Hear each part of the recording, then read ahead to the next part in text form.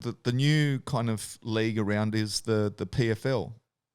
How do you find that format in regards to, like, you know, they're all kind of fighting this tournament for the $1 million paycheck at the end rather than having your 10-10s and stuff like that? How, like, are you a fan of the way PFL are running their kind of system? So I don't know what they pay guys. Like, say it's a 8-man tournament. There's 4 guys in round 1 that lose. I don't know if they walk away with 1,000, 2,000. I don't know. I do know, again, Lewis Taylor, my college roommate, college teammate at EIU, he won the $1 million tournament. And amazing.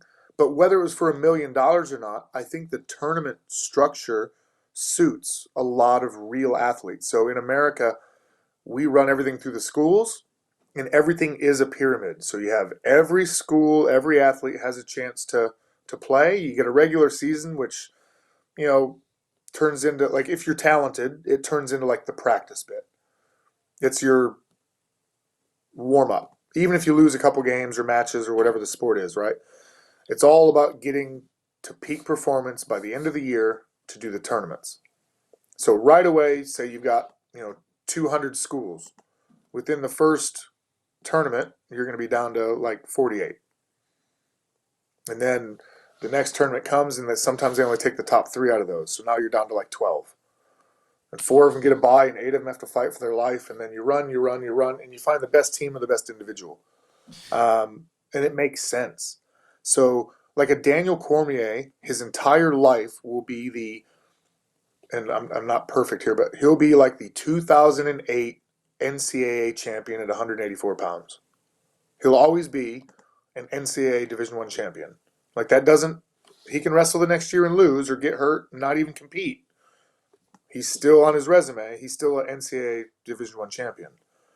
Like, it's weird when you come and you can hold a belt like a Conor McGregor and never defend it, and you still get that accolade. Well, cool, you have the accolade, but like, you hold up the entire next year by not. So he was like a champion in like 2015, let's say, but then in 2016 there was no lightweight champion except Conor McGregor, who didn't fight. So you're. Well, he fought, but he went to boxing. Yeah, but so it's just different, like when you hold up everything. So tournaments don't allow things to be held up. So you can call it the PFL Season 1 champion, or you can say it's the PFL 2018 champion. When you repeat, that's an amazing thing. If you can stay at the same weight and repeat, that's an amazing thing. If you can, beat new talent that comes in, that's an amazing thing. But like, it's every year you get a chance to be the best. And And that makes sense to a lot of American athletes. It and doesn't make sense how do you like sometimes, this matchmaking game. how do you like their scoring system? Because like it's the same thing, right? Like, so if you get a win, I think it's 2 points. If you get a finish, it's 3. If it's in the first round, it's 6. How do you find that kind of a scoring system to kind of progress up the ladder? Well, if you don't have a chance to directly face, say you and I are in this pool of athletes at the beginning, and we're not going to face each other because we can only have 2 or 3 fights before they choose their final 8. There's got to be something that can separate you and I. If we're both 3-0, or let's say we're both 2-1, like, what gets us into the tournament? Did you submit both of your guys and I won a couple close decisions? Well, you probably deserve the spot. Kind of like, like in wrestling, if you pin someone, you get X amount of points for your team.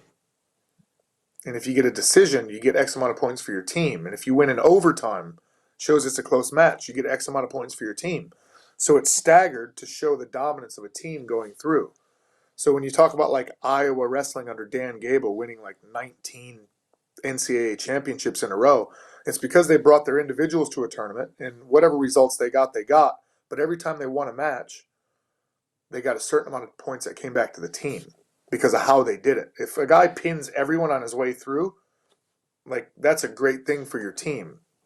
You're right. And it shows like major dominance, let alone just beating someone by 2 or 3 points. So, if they're going to have such a big pool of guys to try to pull the tournament, like, playoff structure from, then there's got to be something that separates them, and that makes sense to me.